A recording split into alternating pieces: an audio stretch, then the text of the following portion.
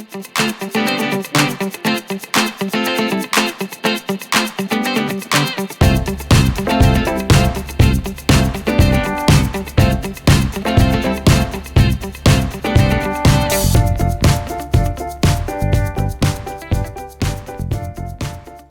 is the second and third step of the 13-step journey into the Shabbat prohibited activities that go into making the fabric covers for the Mishkan.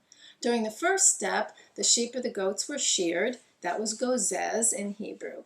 The second step is washing or scrubbing or bleaching the wool, which is called Melabein. So Melabein really refers to the washing of the raw wool once it was removed from the sheep. After washing, the wool would be half its original weight due to removal of all of the dirt and debris in the fur. Originally, the washing was done in large vats that were placed in running water in a river. But Melabein applies to soft, pliant materials, including any natural or synthetic fabrics, canvas, wool sweaters, cotton t-shirts, felt hats, pretty much any flexible fabric type of material that's absorbent.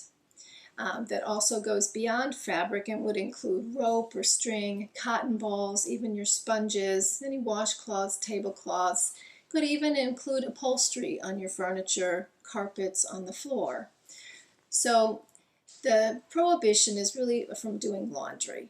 So even if the item is only improved in appearance, but the stain is not completely removed, it would still be considered Melabein and prohibited to perform it on Shabbat. So wringing out any fabric is forbidden because laundering process involves getting the fabric wet, moving it around in the water to get the stain off, and squeezing out the dirt. So any one of those individual activities is part of this prohibition on Shabbat. So what are some of the applications of Melabein? Well, the good news is that doing laundry on Shabbat is prohibited. So if you walk by your laundry room and you see a pile of laundry there, you can just relax. You don't have to feel guilty about not throwing it in the washing machine because it's prohibited on Shabbat. But some of the things that can become a little bit more difficult is that even when you spill food on your clothing, our tendency is going to be to dip a napkin or something in water and try and dab to remove the stain. And that would be prohibited because putting the water on the stain is considered laundering. So if something does spill on your clothing, it's acceptable for you to go ahead and wipe off whatever's on the surface of your clothes, but trying to scrub or put a lot of pressure or agitate it to remove the stain is what becomes problematic. Also during the week, washing dishes, often we use a sponge or other items, but wetting a sponge and squeezing it out on Shabbat would be prohibited because that wetting, again, the wetting of the fabric and then the squeezing it are two prohibited acts. Instead of a sponge for washing dishes on Shabbat, you can substitute a dish brush, or they have those nice plastic scrubbies that work very well, and neither one of those would be a violation for Shabbat. In cleaning countertops, if you're used to using a sponge or a wet cloth, instead you can just spray the cleaning solution on top of the counter and then wipe it with a cloth, and that works very well. Sometimes baby care can be a problem. Since wetting a washcloth and squeezing it out is prohibited, you can use some pre-moistened wipes, but you'll want to be careful that these pre-moistened wipes are not made of a cotton material, and also that when you're using them, you're not pushing so hard on the child that it actually squeezes the liquid out. There's also another problem that can happen with those, is that they can be connected together, so you would have to tear them off. So you want to make sure that it's not made of a cotton material and that it's not something that has to be torn off in your use.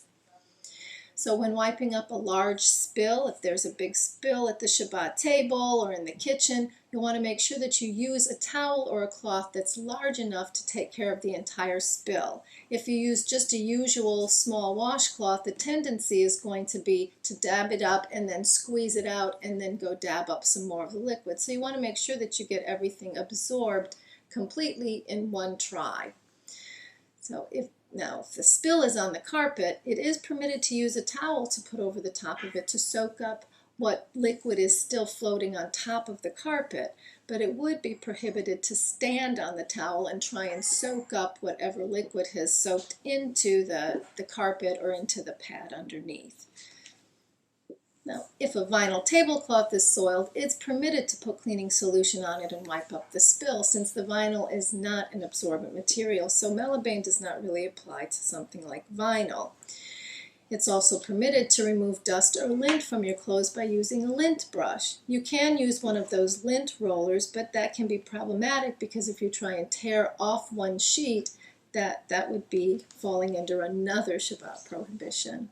The third step is worth noting, but it doesn't really have that many implications beyond what was done during the days in the Mishkan.